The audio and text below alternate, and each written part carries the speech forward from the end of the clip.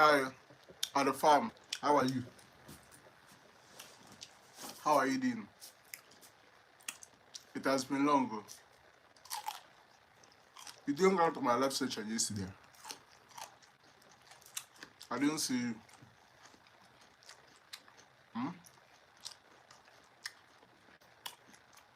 I didn't see you yesterday. What is the next number in the pattern? 2, 6, 12, 20. What is the next number?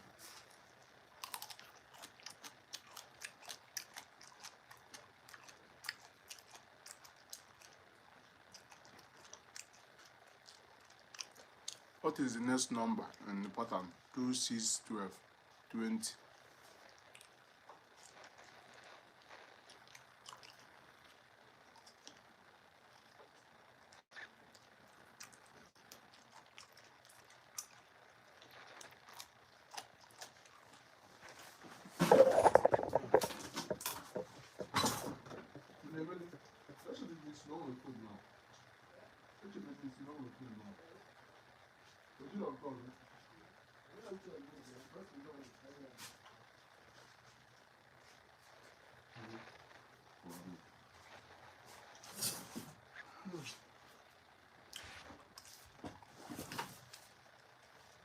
What is the next number in the pattern? 2, 6, 12, 20. What is the next pattern? What is the next number in pattern? 2, 6, 12, 20. What is the next number in the pattern? 2, 6, 12, 20.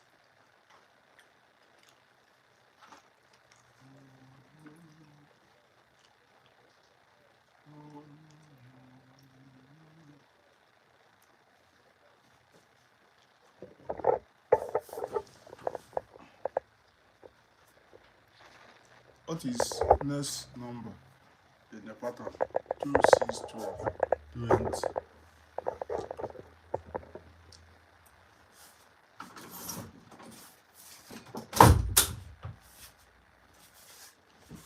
What is next number in the pattern? 2, 6, 12, 20. What is the next number in pattern? 2, 6, 12, 20. What is the next number? What is the next number when you have 2, 6, 12, 20? What is the next pattern in the number? Let's go, guys. Double tap, double tap, double tap, double tap. Let's share our live stream so that other people can learn. Double tap on the screen, share the live stream so that other people can get to this and other people can also learn. What is the next number in the pattern? 2, 6, 12, 20. Hello, guys. Share this video to the next. Now, today I'm going to talk about, as we are looking at this thing, you will be listening as we are solving this thing. So yesterday night we talked about the economy of Hausa people. Apart from the subsistential farming, the economy of Hausa people. Yesterday we were talking about the Hausa people. Apart from subsistence farming, hunting, and leather work, the Hausa participate in trans-Saharan trade. They had trade contact with the South Kingdoms like the Yorubas, Benins. They also had trade links with the people of Asite, Dogoma, Komes, Gonja, or in Ghana. Also Mali, Swahili, Kanemi, Bono.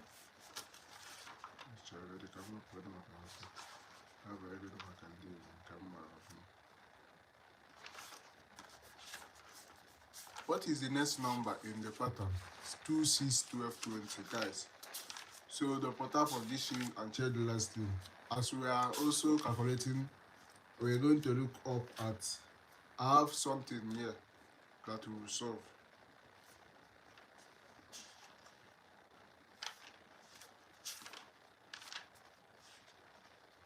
Orientation.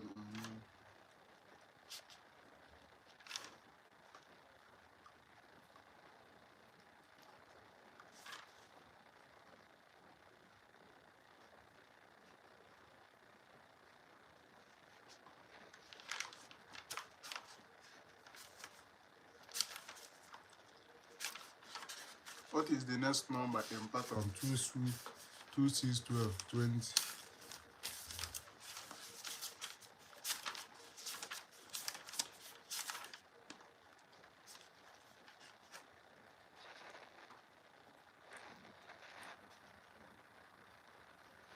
What is the next pattern?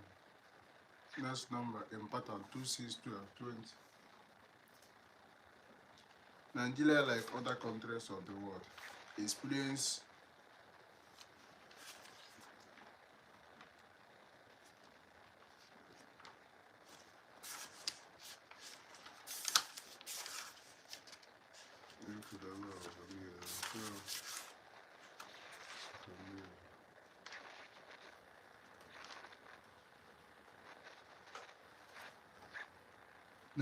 Nigeria under colonial law. Nigeria, like other countries of the world, explains colonial rule. Nigeria was colonized by Great Britain from 1900 to 1960, when she finally gained her independence. So Nigeria gained their independence in 1960. This is about my country. Colonialism is defined as control by one power over a dependent area or people. It occurs when one nature subjugates another. It occurs when nature subjugates another, conquering its population, exploiting it, often while forcing its language and cultural values upon its people.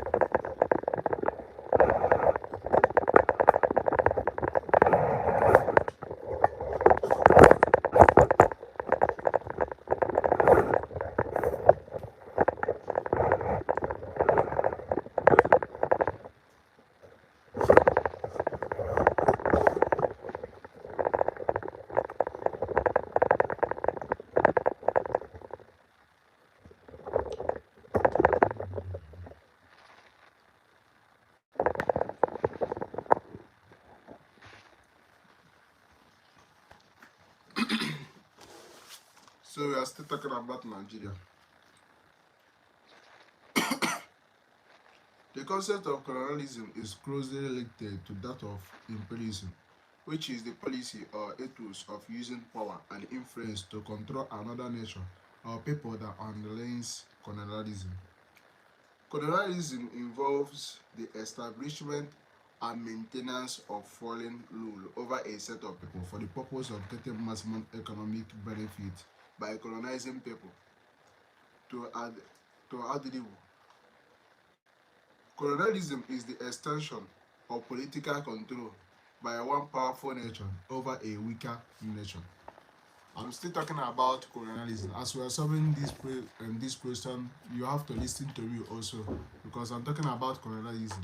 How some of the country we are able to forcefully colonize the weaker country. Like example, us Nigeria, we were colonized by Britain, British people. Some of you people are from Britain and British here. So we in Nigeria, we were colonized by the British people. So that is what I'm trying to for you people to understand. So we are still talking about colonization and colonialism. In another way, colonialism is referred to as the rule of a group of people by a foreign power. Colonialism can be referred to as the rule of a group of people by a foreign power. The people and their land make up a colony. The foreign power sent people to live in the colony, to govern it and use the colony as a source of wealth. In the opinion of Akulede, colonialism can be seen as one country domination of another country or people. This is often achieved through aggressive military actions. Colonialism means the control or domination of political, social, economic, and cultural aspect of one group of people or nation by another. This is manifested in colonial rule, which was guided by the colonial policy of colonizing nation. Upon it is of great importance to identify the point that colonialism implies formal political control involving territorial annexation and loss of sovereignty. The concept of colonial exploitation has been a terrain of vigorous debate. It has become a retrospective designation for a range of practices that colonial powers across Africa engage in. However, such exploitative practices were part of the mission that were authorized by political doctrines that deny or rationalize exploitation. What we are talking about is about colonization. Most scholars of colonial Africa, especially those who seek to write colonial African history from an African perspective, flattening a variety of ideological and practical colonial projects into the concept of colonial exploitation. To lead exploitation backward into the economic policy of colonial state is to sidestep the discursive formation and ideologies of the law that authorize some of these policies. It also refuses to acknowledge the mutual coexistence of what we call exploitation and what colonial powers saw as a civilizing mission. Colonialism had its roots in the greed which European countries exhibited towards African untapped national resources, the faces of British colonization of Nigeria. Colonial Nigeria was ruled by the British Empire starting from the mid-19th century until 1960 when Nigeria achieved independence. British influence in the region. This thing.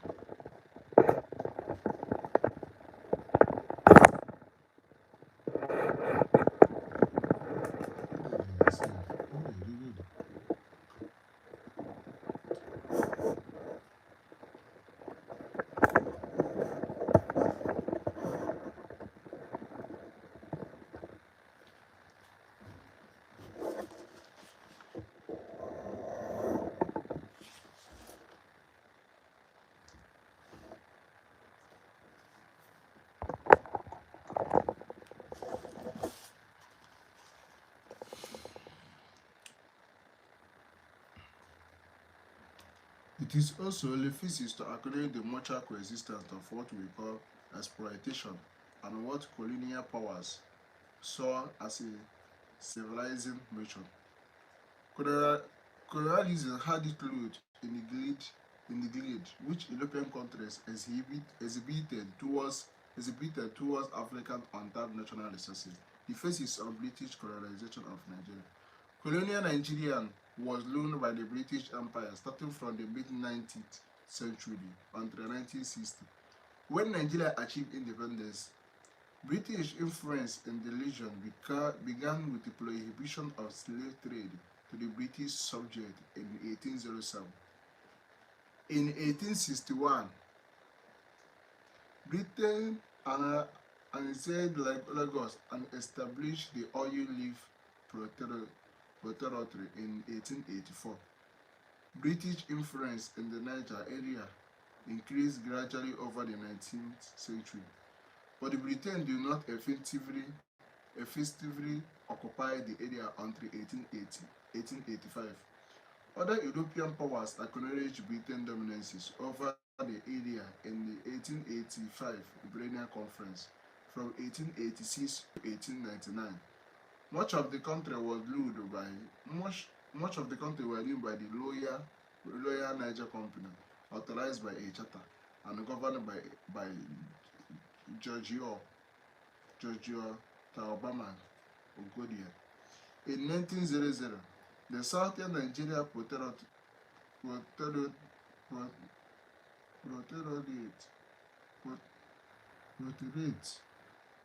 and the Southern Nigeria Protectorate and the Northern Nigeria Protectorate from company passed from company, a British merchant hands to the British Crown.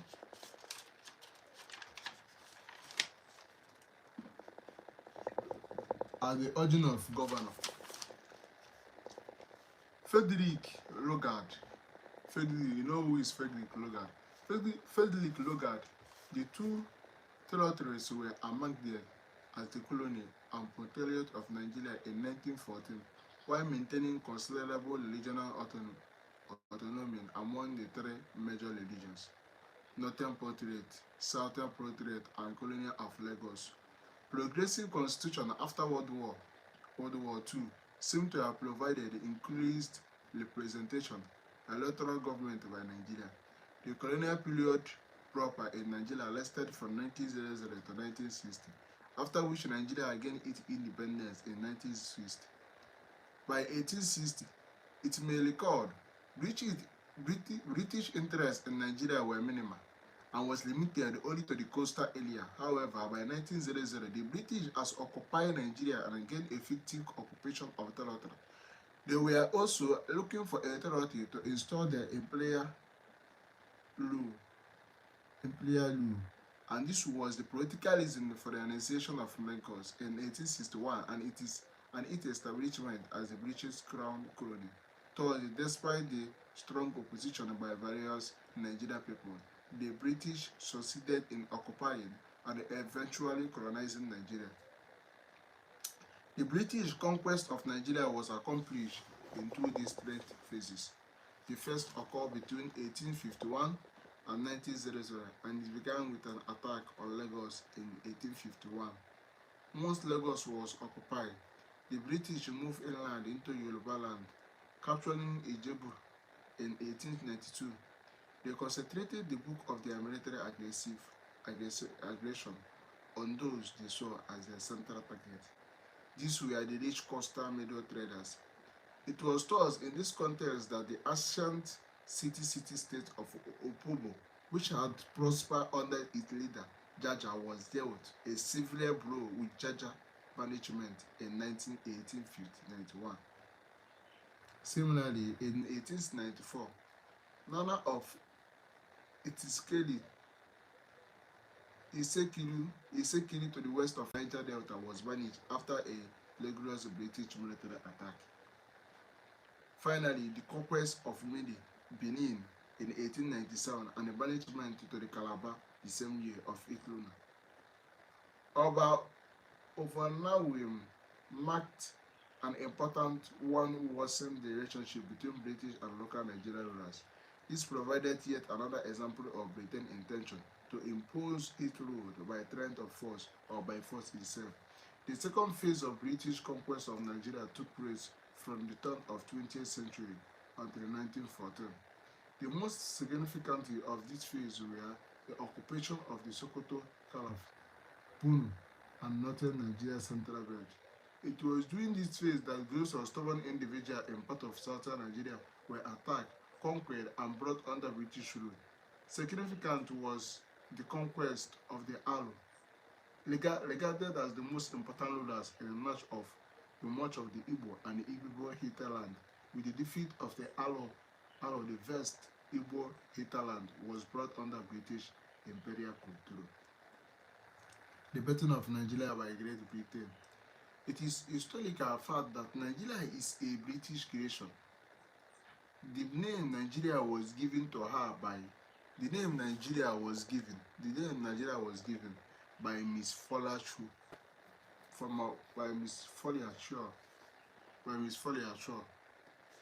Miss Folia Shaw is the one that gave Nigeria that name Nigeria. who later became Lord Lugard's wife. In 1900, after the Niger River, the various people of Nigeria were brought together politically by the effort of British officials in the attempt to rule the vast area of Nigeria. The British divided the entire country into crown colony, and a protectorate. Crown colony. The colonia, the crown colonia was coastal town of Lagos by the annexation treaty between Lagos and Britain on July 30, 1861. Lagos became the first of what later became part to become a colony of Nigeria. So now Lagos and Britain, the crown colony, the crown colony,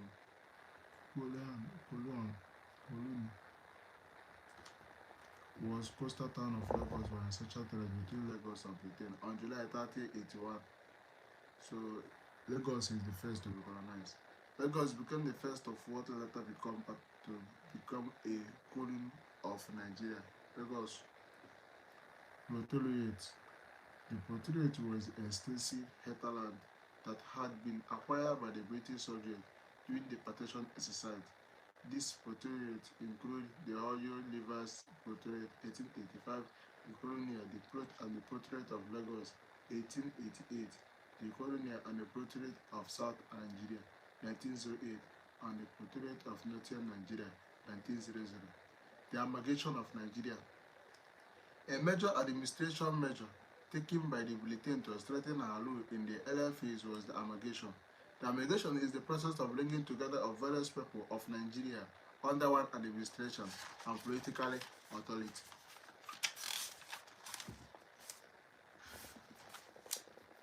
In 1900, Britain created two countries with similar sounding names. These were the Protectorate of Northern Nigeria and Southern Nigeria. For 14 years, these two countries were separated, governed by different high commissioners. Lugard was Britain's first high commissioner of North Nigeria, and Salaf Moore was his counterpart in Southern Nigeria. The two colonies had different colonial personnel, legal system, land tenure laws, educational policies, and systems of governance. Their eventual amalgamation on 1st January 1914 was not sudden. It was the culmination of a process that, as we have seen, began 16 years earlier with the recommendation of Niger Committee. Although Lugard is credited as being the architecture of Nigeria amalgamation, the process had been started long before it became Northern Nigeria High Commissioner or the Governor General of the Combined Nigeria in 1914.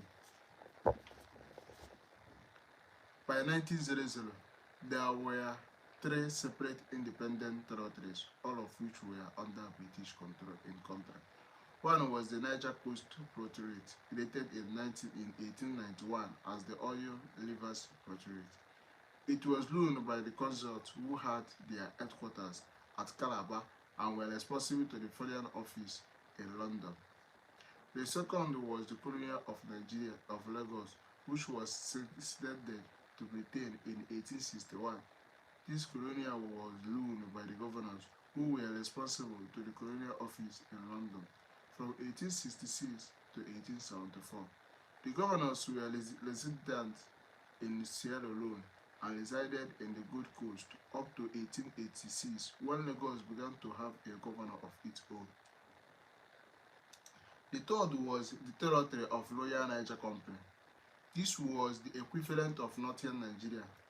The agent of the company, who was responsible to a board of directors, ruled the territory from 1886 to 1900, when the British government declared a protectorate over Northern Nigeria and appointed Sir Frederick Lugard as the higher commissioner.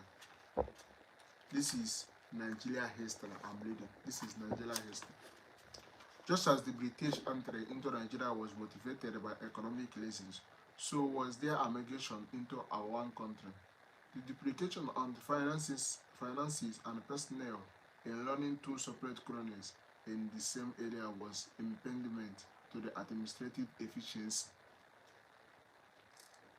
The need of British colonies to be safe financially made amalgamation a priority. Since northern Nigeria had no coastal line and was landlocked, it did not receive customs duties as southern Nigeria did. This disadvantage was exacerbated because northern Nigeria imported goods from South Nigeria duty free, and its cost for transporting it to southern Nigeria for export were also high. Since South Nigeria receives custom duties and northern Nigeria do not, a small percentage of customs revenue from the former was sent to the latter. Yet this was not enough to offset the cost of administrating northern Nigeria. The area northern Nigeria had been running on a budget deficit for 10 years, during which time its revenue was not enough to meet even half its cost of administration.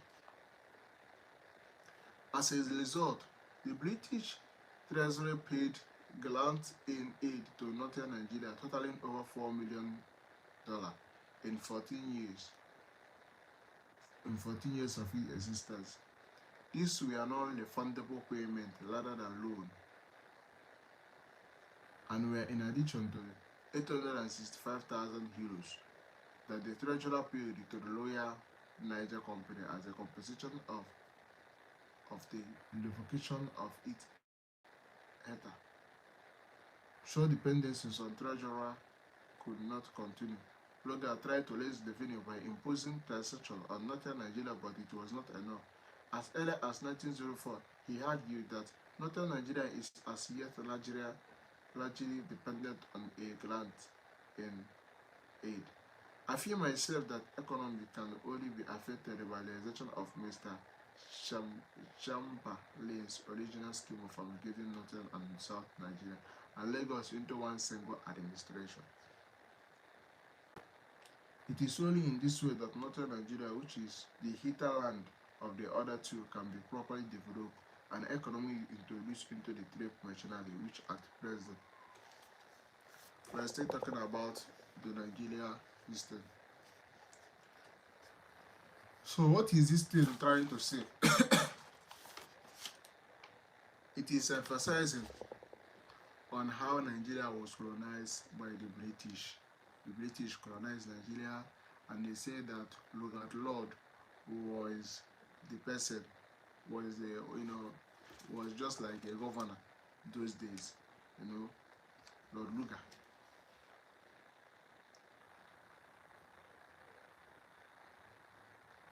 So the summary there is that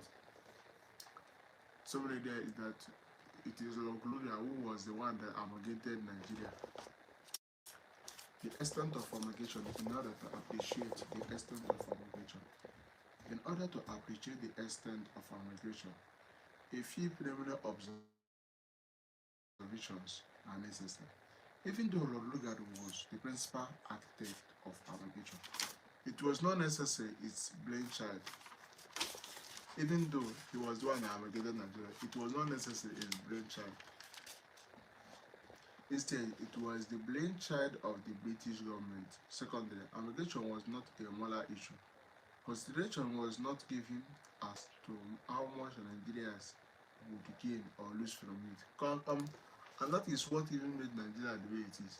Because if they had considered some of these things, if they have considered some certain things, Nigeria would have been better like this. But because there was not given as soon, they didn't even consider the interest of Nigeria, whether Nigeria will gain or lose from it. They just have to colonize everybody. Fair enough.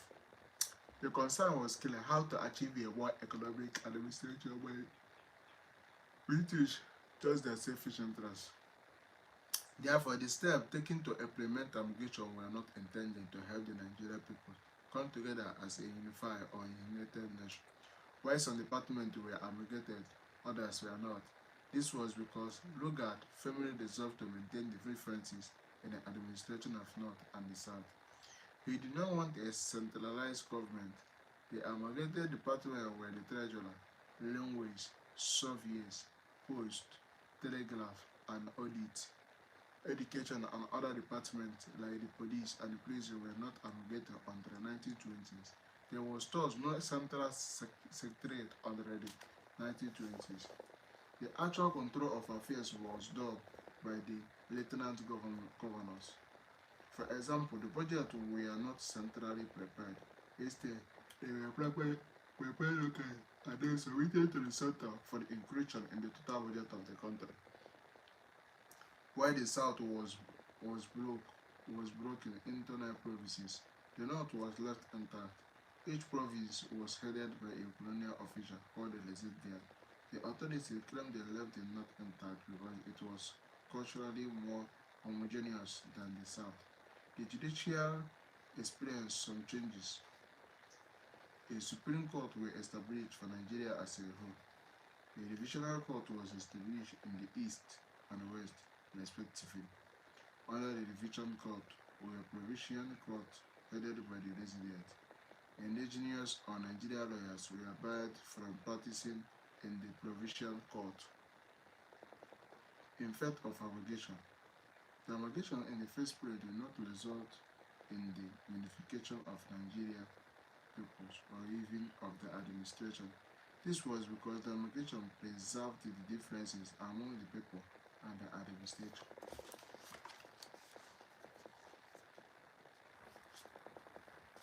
There was also unhealthy level which people between the respective administration as they struggle for the different group interests which they represented.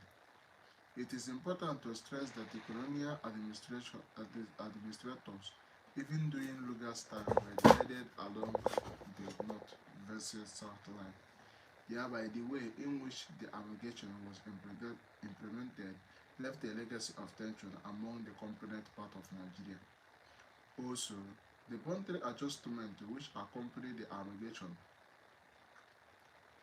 left some geographical imbalances between the north and the south, thereby creating some advanced impact on subsequent nature building effort. Furthermore, the absence of a central legislation meant that the respective Nigerian group did not have much that could bring them together to discuss the affairs of the country. A certain level of separateness was thus nurtured among the Nigerian groups and the administrators. In the first place, it laid the foundation for Nigerian federalism. Secondly, it showed the culture of parationalism in national affairs. Colonial administration of Nigeria, indirect rule, constitution, order. In administrating her new Nigerian empire, Britain used various forms of administration for the various areas. The British set up separate administrative machine for each of their colonies.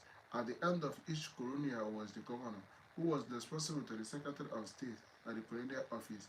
He administered the colony with the assistance of a patron-nominated legislative council and executive council of officials. Most of the laws of the colony were drawn up by the governor or his council. Each colony was divided into regions under a regional or chief administrator. The regions were divided into provinces which were controlled by the provincial commissioners. Each province was divided into districts under the leadership of a district commissioner.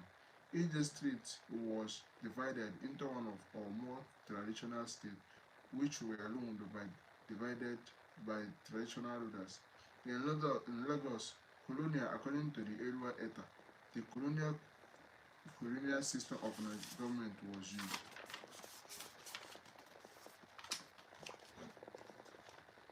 Administration was more or less direct and autocratic, with the governor as the sole authority in the area, assisted by the legislative council.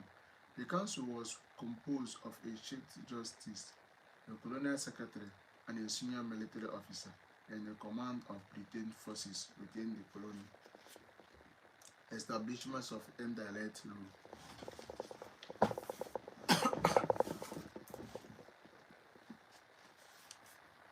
Indirect rule was first introduced in northern Nigeria by Lugard after he has forced the people by conquest to accept the British rule in the period 1906. Indirect rule, according to the Onwubuike, is a system of administration under which traditional rulers were allowed to rule their people under the supervision of British officials. Similarly, indirect rule, according to the Okafor, means that the traditional rulers were to work under the guidance and supervision of British officials, such as the resident, the district official, and assistant district official in the area within their jurisdiction. The father of indirect rule in West Africa was Lord Frederick Lugard, and he was the architect of the policy in Nigeria. Lord Lugard was the architect of the policy in Nigeria. Reasons for the adoption of indirect rule in Nigeria.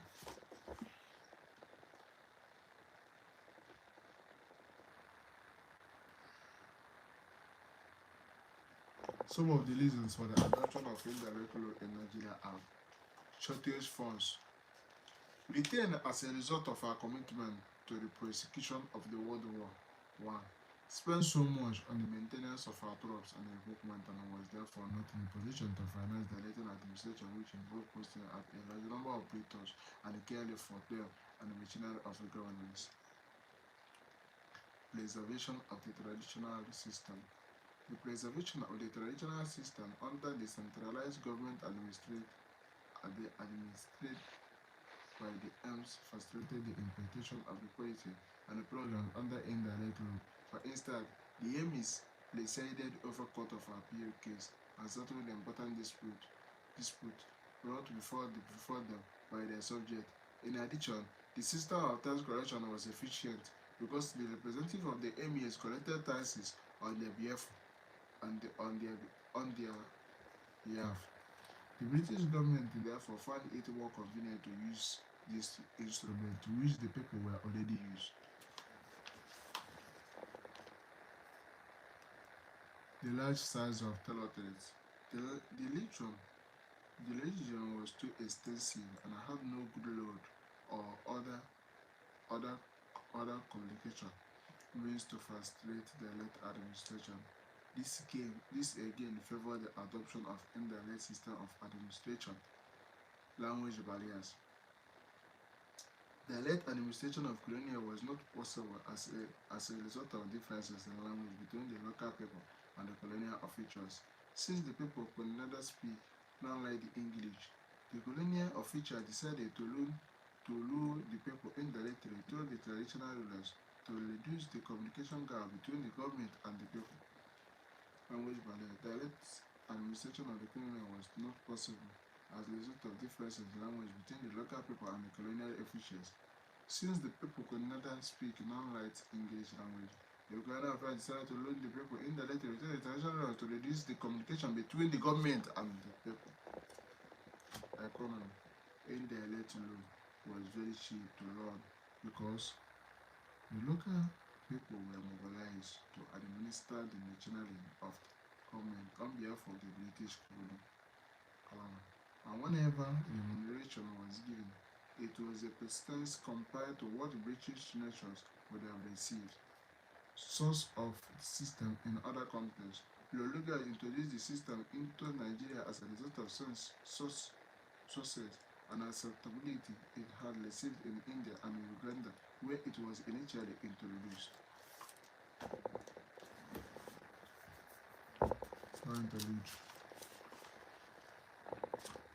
Nigeria.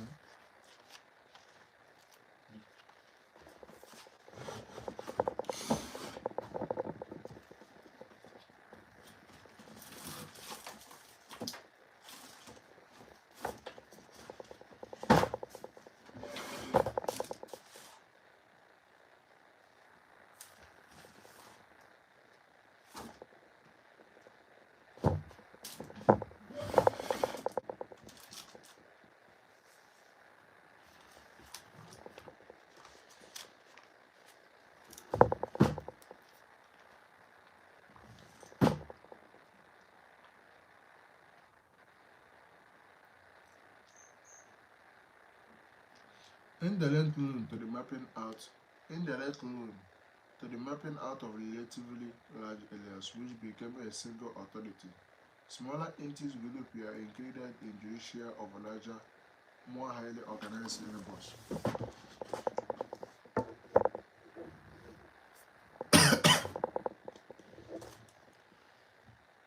And the district heads, especially in the Igbos and the Ibibo lands, were appointed to define areas without much consideration to the relationship with the population under the authority.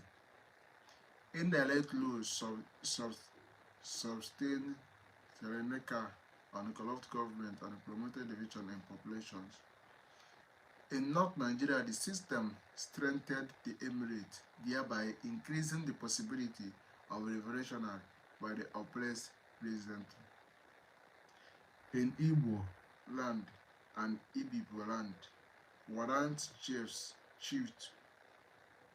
warrant, warrant chiefs were granted to fill the leadership position because the Igbo and Ibibo had no chiefs.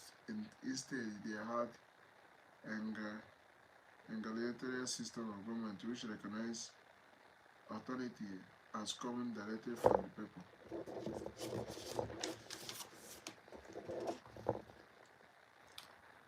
One chief were allegedly corrupt. Therefore, in 1926, when the British tried to impose their right and section on Igbo land, Igbo women challenged government and the women war or Ogu ensured. The Walan chief were said to be the main target of the women attack. Indirect law also weakened traditional ruler. The traditional parliamentary ruler in the British West Africa was not really the head of the social and political order. Rather, he was a subordinate of the British overlord who used him to implement unpopular measures such as compulsory labor, taxation, and military enlistment. Moreover, the British had the power to dispose of traditional rulers and replaced them by their own nominees. And the British often interfered with existing parliament chiefs by breaking them up and raising subordinate chiefs to status of parliament chiefs. The British district officers dictated to traditional rulers and treated them as employees of government rather than supervising and advising, encouraged them.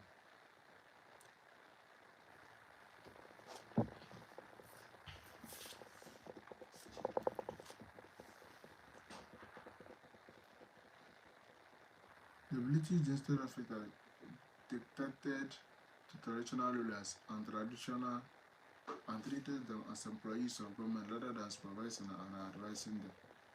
Noted also is that members of ruling families were not encouraged to attend new school that were introduced for fear that they may become denaturalized. In northern Nigeria, the people as a result were not given the sort of education that will enable them cope with new challenges of colonial society, thereby making them even more dependent on district commissioners and British technical officers. The greatest fault of the indirect rule system, however, was its complete exclusion of the West African educated elite from the local government.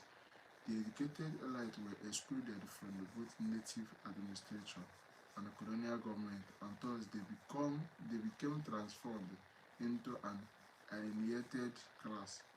In conclusion, indirect rule was successful in northern Nigeria, partially successful in the West, and failed in East here.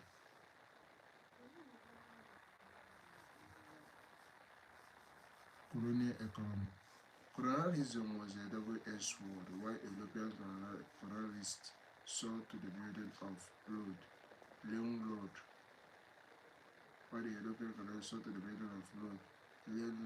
port, and new technology in West Africa, the infrastructure developed by them and built with West African forced labor was designed to exploit the natural resources of the colonies and advance a European colonial president in West Africa.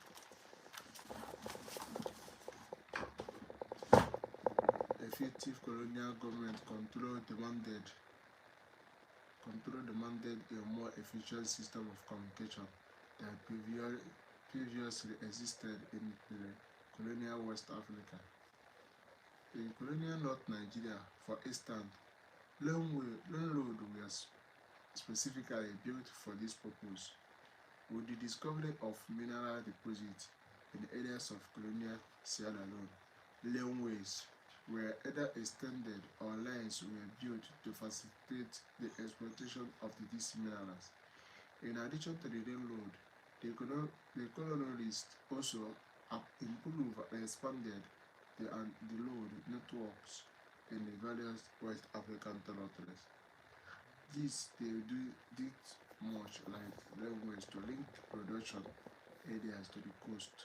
These roads, however, had the added effect of providing the impetus for increasing urbanization in the West African cities and towns.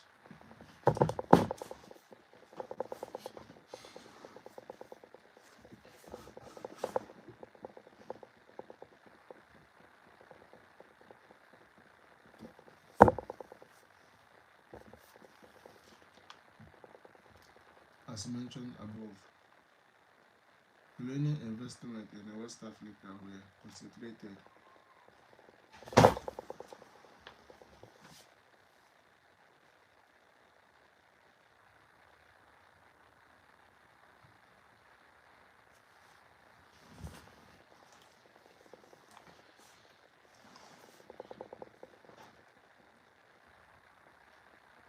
Colonial investment in West Africa were concentrated, concentrated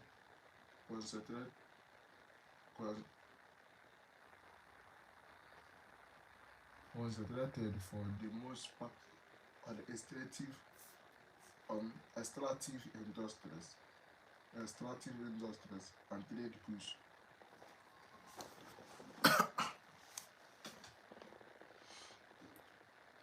In order to exploit these raw materials, the colonial government had to control labor. They did this by encouraging large numbers of skilled and unskilled laborers to concentrate in given localities. This resulted in intermediate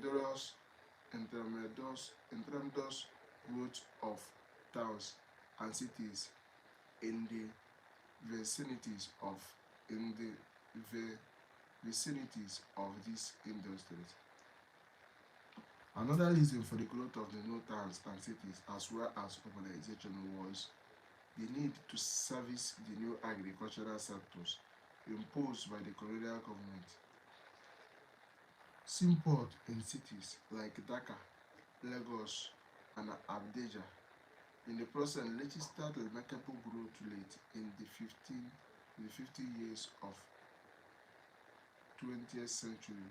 The same was true of towns selected by the colonial government as site for the headquarters of various colonial districts and provinces.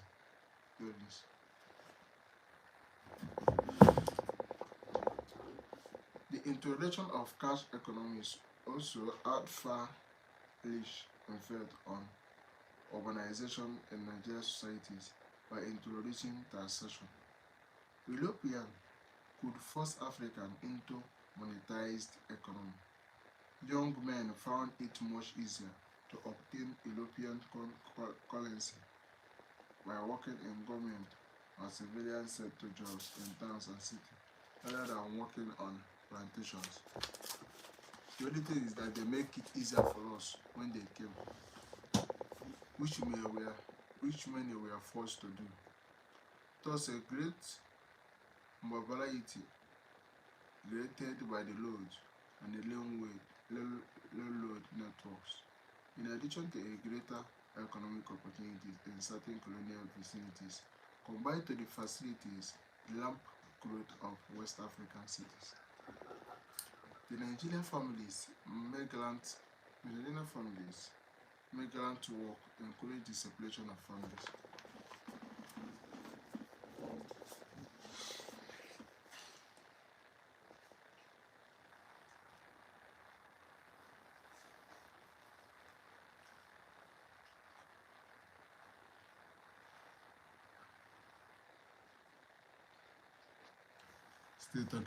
Still on colonization issue now.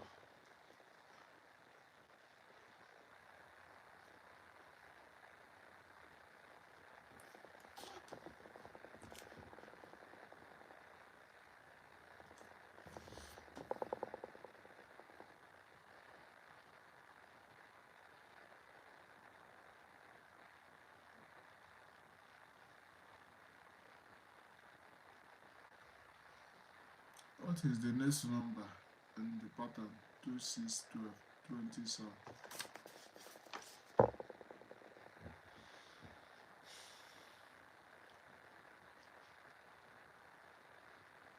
In addition, the emphasis on cash crops growing for export made West African society dependent of European economies. Retro was done by the European colonialists to develop trade between West Africans and the colonies. And as a result, many West African nations still trade more with European countries than with neighboring, neighboring West African states. Moreover, the land on which the European colonialists established this cash cropping plantation was seized forcibly from the West African, leaving household landless and dependent on the Europeans.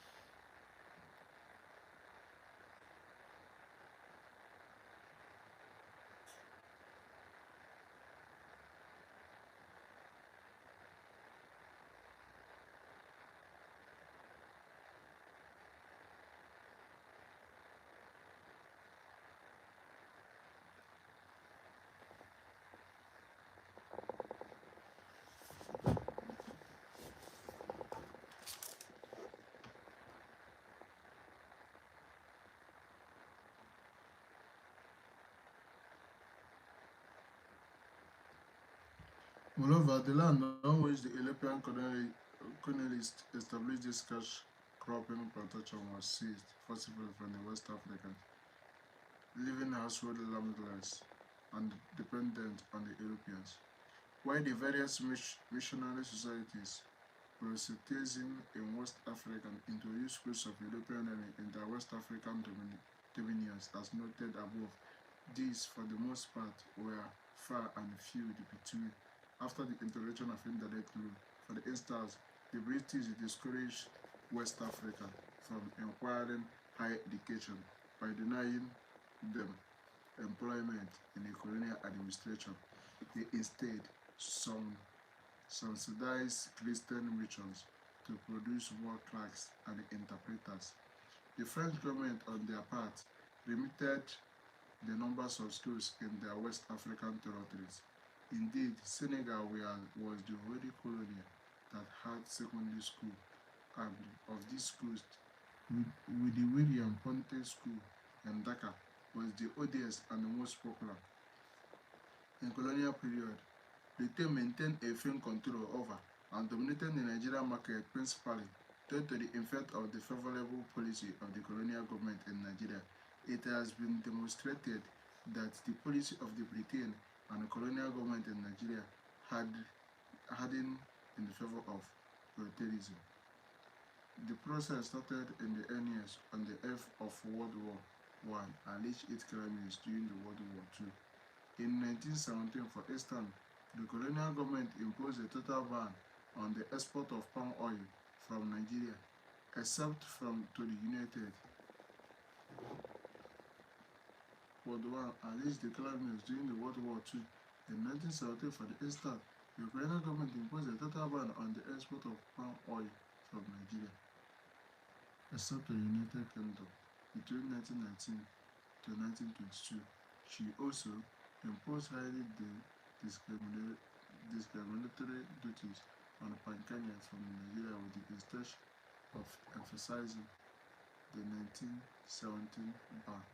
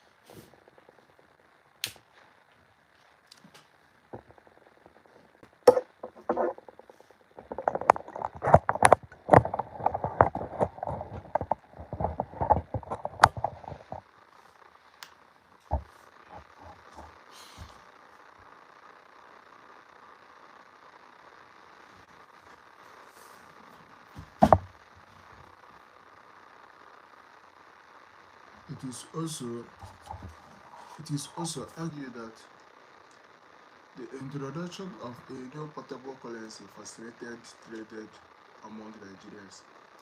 It is said that colonial economic measures led to the expansion of urban centers and of commerce in the country. Finally, attention is drawn to the fact that colonial rule widened Nigeria's economic relationship with the rest of the world. It has been argued that in some sense, these claims are true, but they must be seen in a proper context. That is, we must understand them as unavoidable result of British economic policy, which was clearly designed to promote the economic interests and ambition of Britain. This is why, despite this so-called economic advantage, it is more accurate to assert the British economic policy had one major result. This is the underdevelopment of Nigeria. The Nigeria colonial economic dependent on the three export crops: cocoa, palm produce, and groundnut. Among them, they accounted for about 70% of Nigeria's total export in colonial times. The colonial government believed in achieving the development of cash crops, not by radically destroying and or altering the people's existing indigenous production techniques, but through the gradual modification of such. The modification were to be effected through various ways.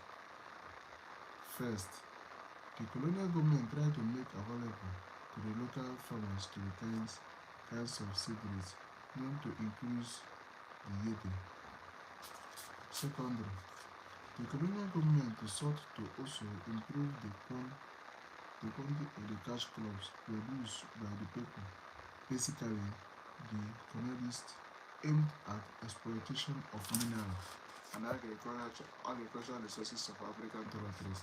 They related the pattern of West African trade to suit their own interest, dominated the export trade of the colonies, integrated the industrial development of these colonies, and allowed them to finance whatever effort they made towards development. It is therefore not unexpected that the British colonial policies and practices in the field of agriculture were, were geared towards organizing and, organizing all human and material resources needed to feed her British industry. This had very serious implications for Nigerian economy, and poor Nigerian peasants were forced by the circumstances imposed on them by the colonial economic policy to teach the production of the food crops to focus on the cash crops. From the onset, the British agricultural initiative did not have much appreciating the financial impact on the economic of the region, with the legacy to the plantation scale. Its impact on society was minimal. Nonetheless, its negative impact was that the acquisition of the few acres of land for the establishment of plantation reduced a portion of Arab land of food crops. The people claimed that the land leased out by the local people for the plantation were the most fertile areas. The railways and other means of communication also made possible the evacuation of Nigerian produce of retail and other European countries on trade terms decided by colonial authorities, and of course to the disadvantage of Nigerian owners, their owner of commodities. The value of such so-called export was usually very high, which shows the fiscal of monetary loss which Nigeria suffered was enormous. The palm produce evacuated from Nigeria was about 66,000 tons in 1601, rose to 272,000 tons in 1921, and 497,000 tons in 1951. Palm oil fetched 981 euros, 330 euros for 243,000 for 410,000 for 243 naira.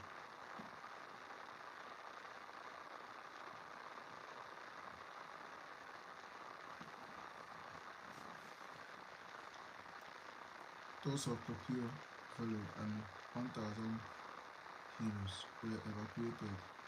The percentage of this revenue was either sent to imperial treasury or overseas banks as reserve or used in serving the colonial administration in terms of salaries, provision of infrastructure, and so on, to sustain the philosophy of ship raw materials production and the export. The British colonial economic policy emphasized agricultural development. The colonial territories of Nigeria served not only as native source of cheap raw materials to feed the growing industry in Britain and Europe, but also a trading post for the British and other European traders and merchants forced to find external market for their man, manufactured goods. In this, the problem under consumption in Europe was effectively tackled. The implication of British colonial agricultural programs, which emphasized production of cash crops for export and nothing to promote foodstuff production, can be seen in the economic of post-independence Nigeria, while Nigeria became poorer and thus more dependent on the British merchant of films. The commercial films of Edo continued to grow richer. This marketing relationship resulted in the emergence of Nigerian conventional elite that become mainly instrument for the supply of Nigerian product to Europe and for distributing product from the British and Europe manufacturing industry to Nigeria. This was an aspect of economic dependency which was built up by the colonial authorities to the continued disadvantage of Nigeria and her people. The people claimed that the land blessed out by the local people for the plantation were the most fertile areas. The railways and other means of communication made possible the evacuation of Nigeria product to Britain and other European countries on the trade terms decided by the colonial authorities and of course to the disadvantage of Nigeria owners of commodities. The value of such so-called export as observed by Falola et al. In 2007 and it was usually very high, which shows that the fiscal or monetary loss which Nigeria suffered was enormous. According to them, the palm produce evacuated from Nigeria was about 66,000 tons in 1901, close to the 272,000 tons in 1921 and 497,000 tons in 1951. Palm oil alone fetched 981,330. Palm oil only fetched 981,330 euros for 1,243 tons. For 1,243 tons in 1938.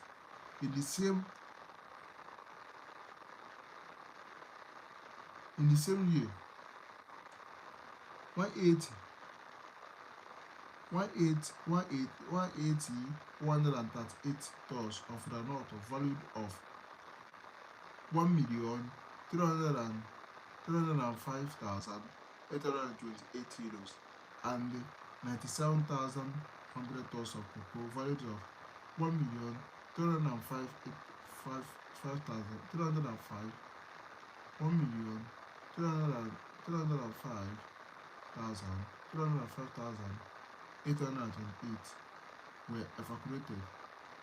The greater percentage of this revenue was either sent to imperial treasurer or overseas banks as themselves or used in serving the colonial administration in terms of salary, provisions of infrastructures, and so on. To sustain the philosophy of chief raw materials production and export, the British colonial economic policy emphasized agricultural development. The colonial territories of Nigeria served not only as a ready source of cheap raw materials to feed the growing industries in Britain and Europe, but also as a trading post for the British and other European traders and merchants, forced to find external market for their manufactured goods. In this way, the problem of underconsumption in Europe was effectively tackled. The implication of British colonial agricultural program, which emphasized production of cash crops for export and nothing to promote foodstuff production, can be seen in the economy of post-independence Nigeria, while Nigeria became poorer and thus more dependent on British merchants or firms. The conventional fields of Europe continued to grow richer. This marketing relationship resulted in the emergence of the Nigeria conventional elite that became namely instrument for the supply of Nigeria product to Europe and for distributing product for British and Europe manufacturing industry to Nigeria. This was an aspect of economic dependency which was built by the colonial authorities to continue disadvantage of Nigeria and her people.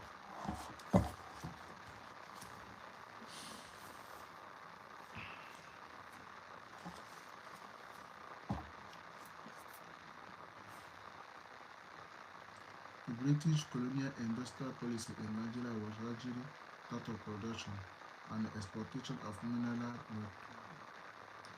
products such as steel, cotton beads, gold to the British European fortress and importation of manufactured goods.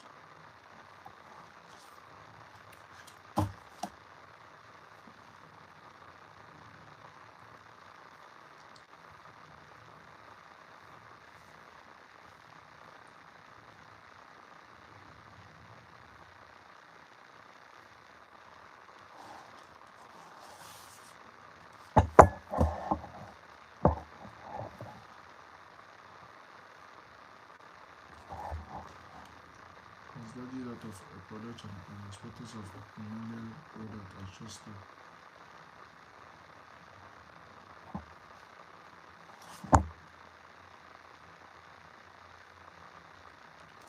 The colonies aimed at exploiting the mineral and agricultural resources of African countries. They dilated West African patterns of trade to suit their own interests. There was no intention of developing the colonial industry industrially. Whatever development that was to take place in the colonies had to be financed by the people of colonial concern. There was also a complete domination of the export trade of colonies from the foregoing analysis of British economic policies in Nigeria. It becomes clear that the British colonial agricultural and industrial policy in Nigeria completely disorganized the pre-colonial economic system of production. The colonial economic structure made it possible for Nigeria to be final source of initiative of Nigeria economic progress. Instead, they become absorbed in an economic system in which they become mainly agents of European economic institutions. We now have externally oriented export-import trade, where characteristic features are foreign domination of local economy and appreciation of surplus value by the foreign firms. At the independence, Nigeria had an economy that was not only distorted but also responded to the values in the international capitalist system into which it has been incorporated. It was characterized low by a low productive base, little or no technology, dependence on a narrow large range of cash crops and data crude oil. Ever since independence, the economy has been dependent on the foreign markets and foreign aid and foreign technology. Nigeria's resistance to the British colonization. Nigerian empires, kingdoms, and republics loved their sovereignty and did everything possible to preserve their sovereignty. They never wanted foreign encroachment on their affairs and vehemently opposed any move that would lead to their loss of independence both politically and realizing that their sovereignty was at stake. The various Niger states adopted different strategies to avoid off British attempt to acquire any of their territories. Some of the methods that are used as follows.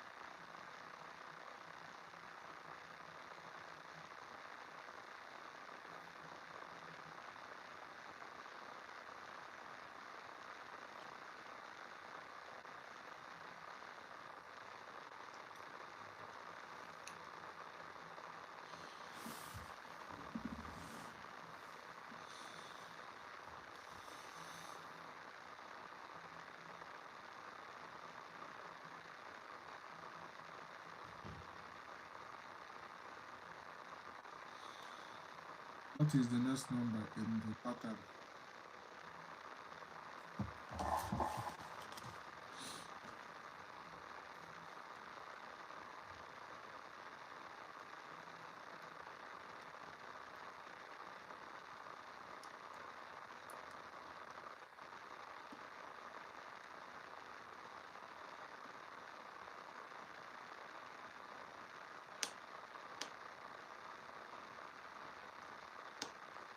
without understanding the implication of actions.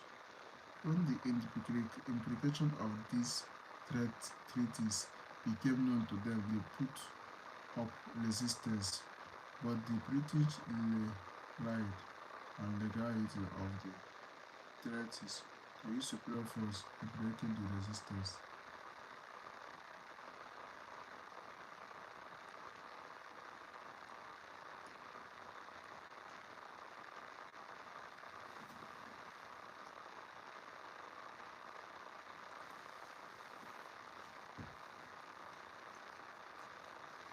After the amalgamation in 1914, Boga established the Nigeria Council for the entire country.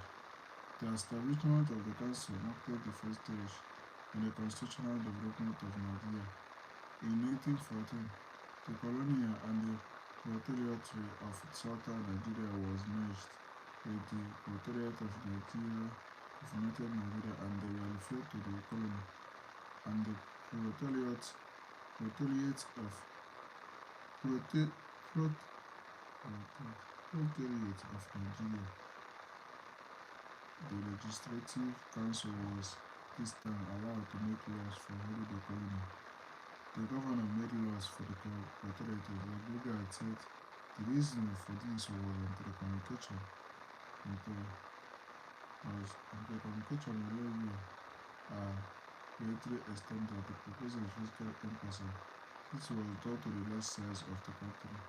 In place of the legislative council for the country, there was a establishment of the vice body called Nigeria Council.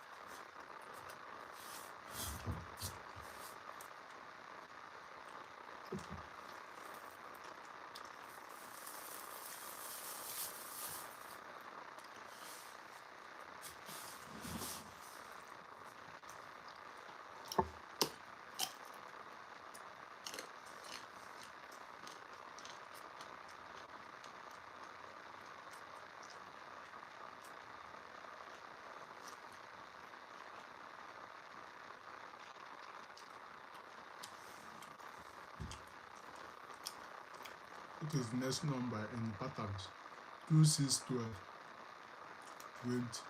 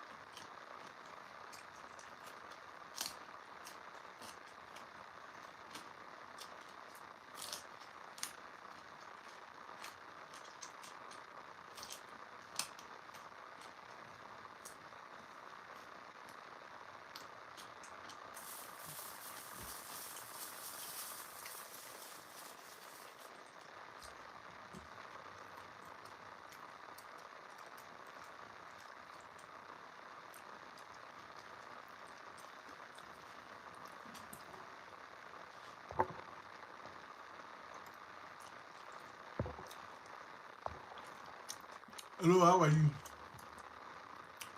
Okay. Yeah, are you looking for me? Hi,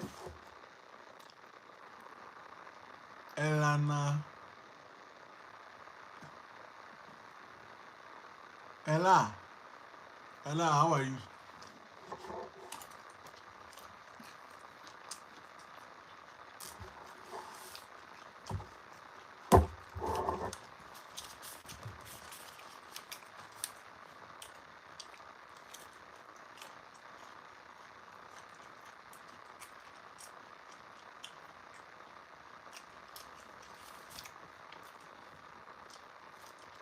Interior Council, it had 30 members of whom some 10 are official and 13 not official. Of the non-official, 4 were nominated by the governors to represent commercial shipping, mining, and banking interests, while the Lagos Chamber of Commerce, Aba Chamber of Commerce of Chamber appointed 1 member. The remaining members were Nigeria appointed by governor.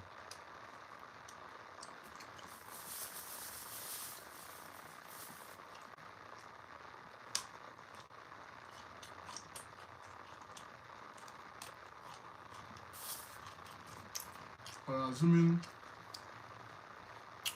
the office in 1919, Sir Clatford, the governor, was pressured by the then West African Congress led by Casale and Ford to provide constitution in West African subject state. This led to the making of Crawford Constitution of 1922. The constitutional framework introduced the first electoral system in Nigeria. The first election was thus conducted in Legislative Council with the first slot, 3 for Lagos, 1 for Calabar. However, the election was based on limited franchise, which restricted the election to those that earned a minimum of 100 pounds annually, which was very expensive for most Nigerians. It also introduced a legislative council which represents the Nigeria Council. It consists of 46 members with the governor as the head. Out of 46, 23 were official members and 19 were unofficial members. The remaining 4 were elected as previously stated. However, the council could only legislate for the south. The governor legislated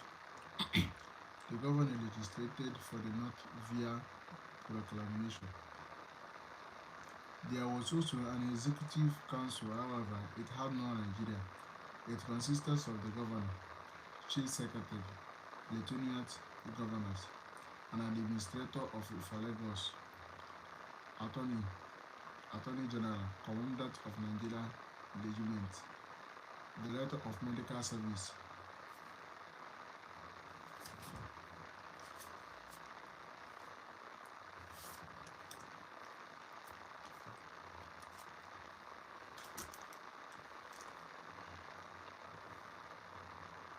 Comptroller General and Secretary for Native Affairs. After Crawford, there were 2 other governors, Cameroon and Bennett Pomeranian. They did not do much in terms of constitutional development. However, Pomeranian divided Nigeria into East, West, and North for administrative purposes. These were the bedrock for the future regionalism, religious constitution. Before the end of 1944,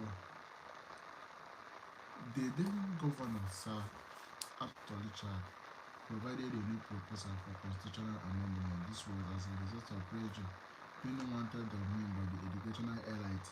They felt that the Crawford Constitution did not represent the interests of the indigenous population. Therefore, the governor introduced the constitution which had the following aims: to promote Nigeria unity, to provide adequately within that desire for the vast elements that make up the country, and to provide greater participation of Africans and determination of their own affairs. The Richard Constitution provided for a new legislative council. It had the governor, 16 official members, and 28 official members. Of the 28, 2 were nominated by the governor, where 4 were elected. The North had 11 members. The West had 8 members, whereas the East had 6 members. The elected 4 members were from Lagos and Calabar. Also, the Constitution empowered the Council to legislate for the whole country. The Constitution also provided for the regional houses.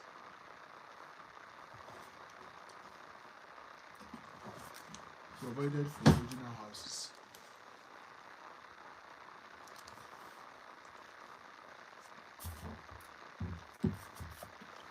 For regional, also the constitution empowered the council to legislate for the whole country. The constitution also provided for regional houses of assembly. The members of regional assembly were nominated by native authorities. However, they were not legislative bodies, they were rather grounds for discussing national issues. Also, it was from the House of Assembly that members were nominated to the Legislative Council. The East and West had unicameral legislature, while the North, in addition to a House of Assembly, had a House of Chiefs.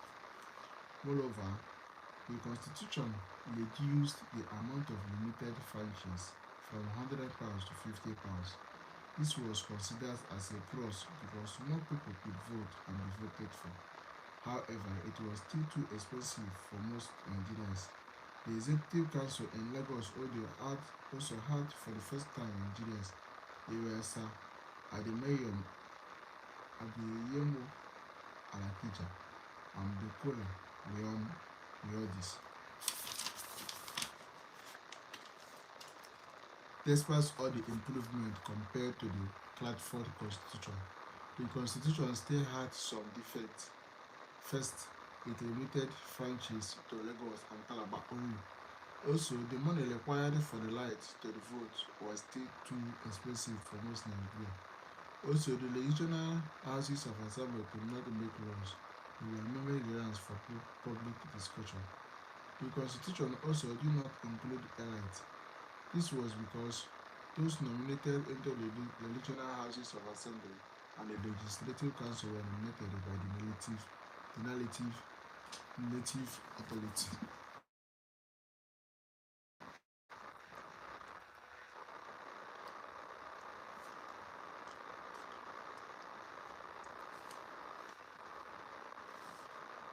It also provided for the regional legislation that could make law for their religions. The legislation in the West and the North were bicameral, each having a House of Chiefs alongside the regional legislation. In the East, it was a unicameral legislation. It was also from the regional legislation that members were nominated to the legislation council. Despite the improvement in the Macpherson Constitution, it could not keep Nigeria unite. It collapsed soon due to the problems from the legislature. In 1953, Anthony Enoholu of the Action Group proposed on the floor of the House that Nigeria should be granted independence in 1956. The Northerners who felt they were not ready for the independence opposed this.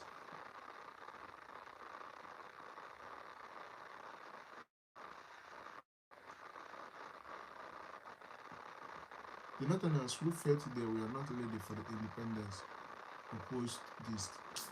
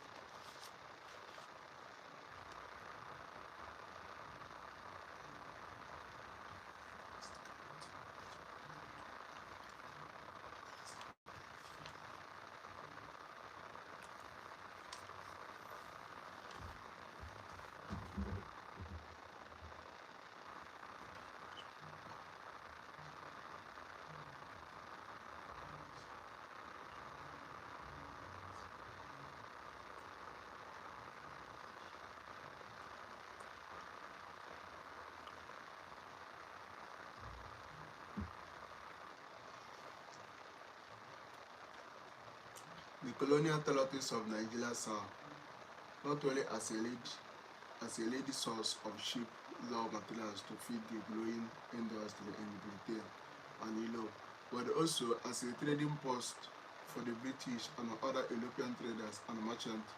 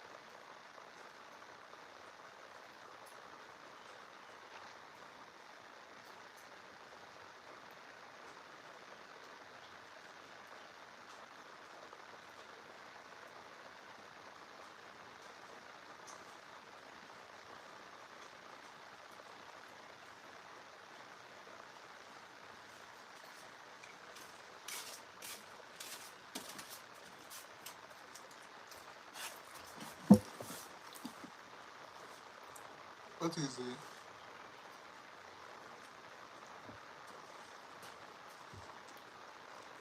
the number in the bottom? 2612.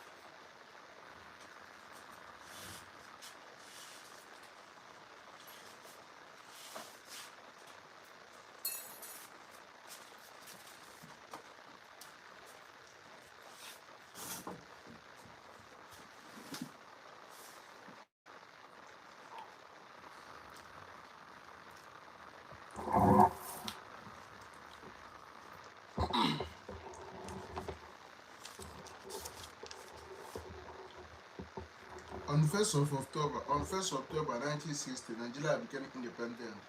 This meant that Nigeria became a sovereign state independent devoid of colonial influences. However, this was not fully the case.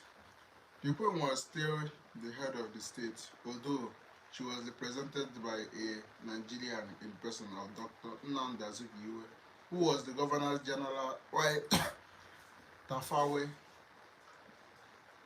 Balewa was the Prime Minister. The constitution was like the 1954 constitution, but with some changes. There was the inclusions of provisions for acquisition of citizenship of my country. There was also included in constitution provisions for the procedure for the amendment of the constitution. Judicially, judges of the court were appointed through the nomination by the Judicial Service Commission upon the assent of the Plebeian Council.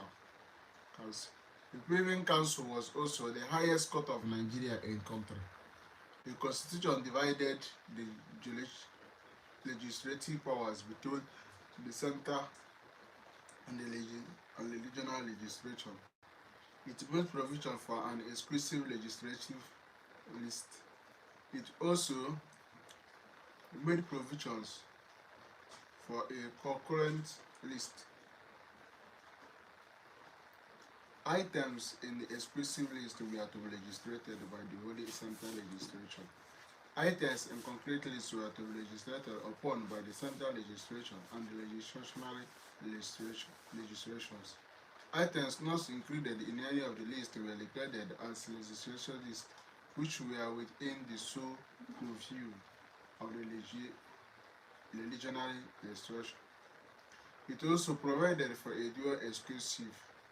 This meant that the country had a head of state and a head of government in two different people. The head of government was the Governor General Nnamdi Azikiwe, while the head of the state, the Prime Minister, was Tafawa Balewa.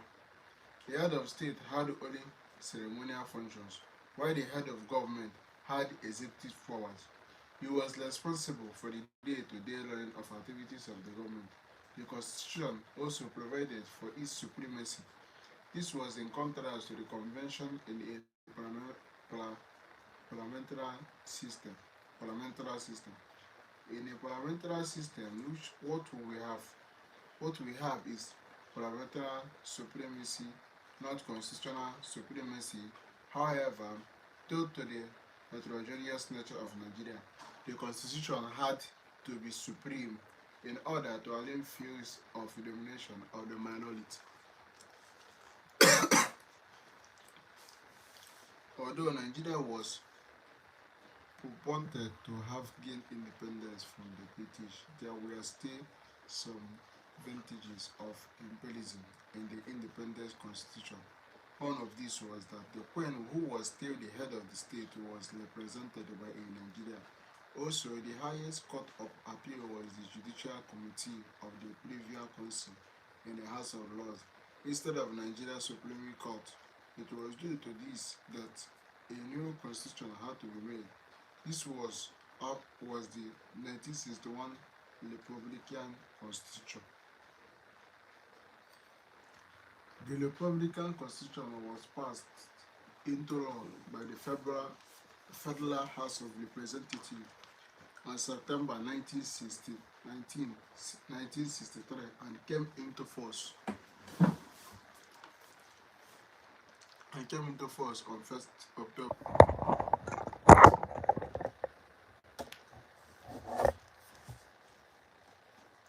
Due to the political crisis in the country, the Republican Constitution did not last.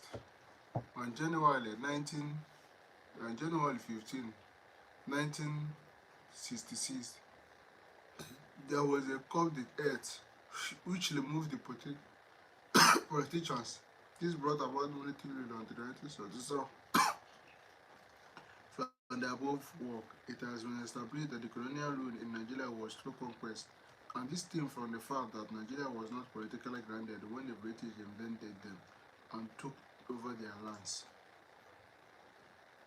Though there were resistance on their part, but they were not a match for a Great Britain.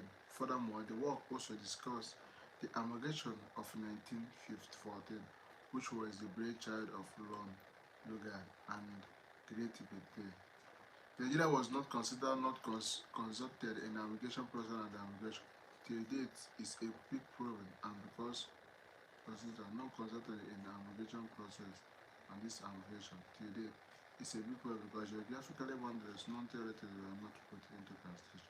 This work also went to the great extent of raising the constitutional development of the country from 1922 to the introduction of presidential system of government in 1976. The Clatford Constitution was highlighted. It did not ensure effective representation, so it was opposed by the elite. It was followed by the Letchard Constitution of 1946, which, although was better than the Clatford Constitution, did not still ensure adequate representation. Macpherson Constitution succeeded the Letchard Constitution in 1951, but did not last long due to the political crisis. The Remington Constitution replaced the Macpherson in 1954. It was replaced by the Independence Constitution of 1960. This was replaced by 1963 Constitution because it was imperialistic. The presidential constitution was then introduced. It is worthy of note that most of the constitution collapsed due to the activities of politicians.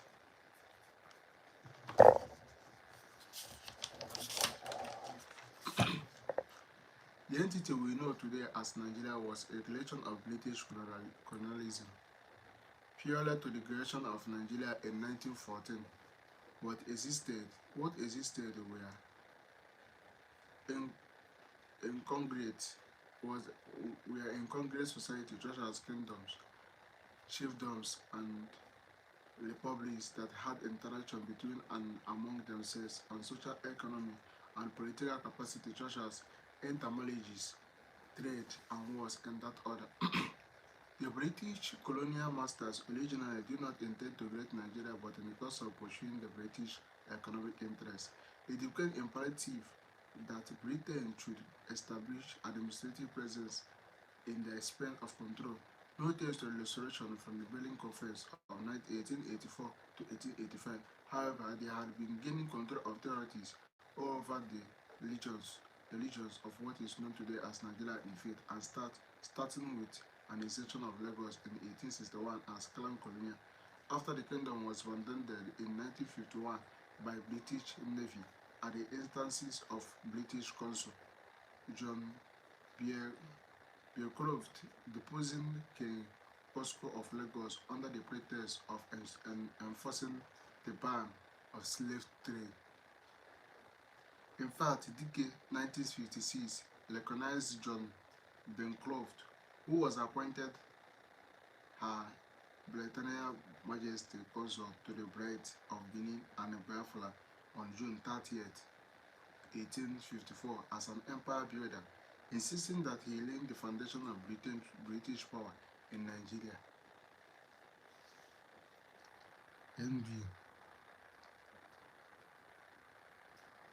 NB Consort is an official appointed by the government of one country to look after its commercial interests.